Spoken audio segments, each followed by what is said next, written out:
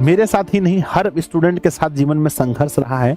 उसमें प्लास्टिक वाला कुर्सी मम्मी लेके हमको दी थी, हमको रात में नींद नहीं आता है, 1 बज जाएगा 2 बज जाएगा, छटपट कीजिएगा बिछौना पर, बिल्कुल नहीं मानिएगा आप, मुझे पता है।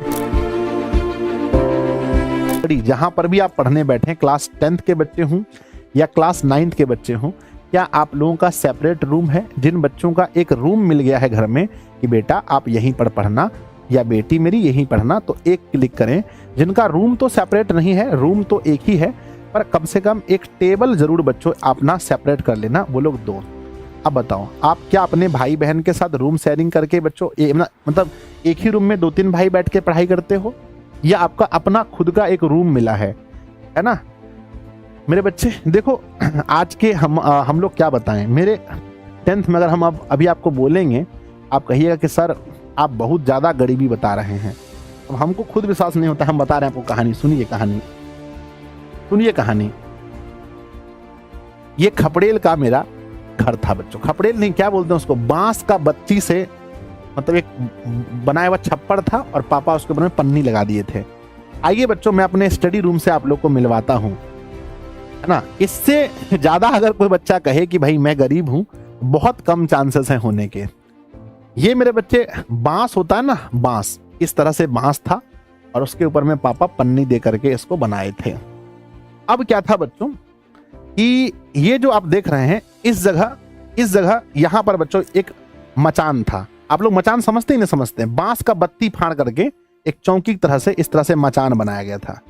समझिएगा मेरी बात को, एकदम मैं बोल रहा हूं और 100% मेरे आंखों के सामने वो दृश्य आ रहा है। यहां पर हम क्या किए थे, एगो बांस का ऊपर में, मचान के ऊपर में यहां पर बांस का फिर हम ऐसे बत्ती दे करके एगो चचाली बनाए थे और यहां से रस्सी बांध दिए थे, इसमें लटका दिए थे। यहां क्या करते थे, कॉपी किताब रखते थे। यहां पर बच्चों कॉपी किताब हम रखते थे, अपना कॉपी सब यहीं पर रखते थे ऊपर में, जस्ट मेरे मचान के जस्ट ऊपर में था यहाँ, और यहाँ सोते थे। और यहाँ पर मेरे बच्चे थोड़ा सा दूर हट करके यहाँ पर गाय बांधा जाता था। गाय, यहाँ पर गाय और यहाँ पर गाय, 2 ठो गाय था मेरे घर में उस समय, 1 ठो गाय, एगो गाय का बच्चा, 2 ठो गाय था, है ना। यहीं पर बच्चों यहाँ पर गाय बांधा जा रहा है ना, और यहाँ पर बच्चों पढ़ाई हो रहा है, ठीक है ना। यहाँ पर बैठते थे कुर्सी में, है ना, कुर्सी ला करके हम बैठते थे। हाँ इतना तो था, एगो कुर्सी था 150 टका में, जो है कि उसमें प्लास्टिक वाला कुर्सी मम्मी लेके हमको दी थी, हमको अभी याद है। 150 या 120 में, उन्हें आता फेरी वाला बेचने साइकिल में कुर्सी रहे, वही कुर्सी मेरे पास था। यहीं पर बैठते थे और यहाँ बैठ करके पढ़ते थे। जब कमर में दर्द बैठते बैठते होता था तो कभी लेट भी जाते थे यहाँ पर, यही बच्चों चचाल पर, मचान जो बना था इसी पर, और यहीं पर ध्यान दीजिएगा।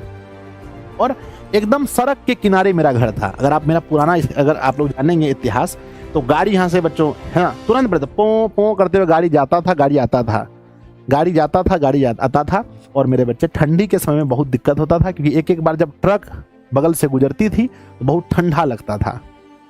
लेकिन यहीं बैठ करके पढ़ते थे। और जब रात में 1 बजता था, देखिए एक बच्चा कह रहा सर झूठ बोल रहे हैं, बिल्कुल सही है, आप मान ही नहीं सकते, हम नहीं मानेंगे तो आप कैसे मान लीजिएगा, लेकिन हकीकत यही है। हकीकत यही है। मैं बच्चों किसी सहानुभूति के लिए मैं थोड़ी बता रहा हूँ आपको, है ना।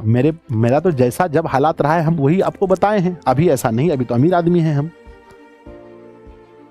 ठीक है। बिल्कुल नहीं मानिएगा आप, मुझे पता है, लेकिन लगभग 99% बच्चा इस बात को मानेंगे, मुझे पता है।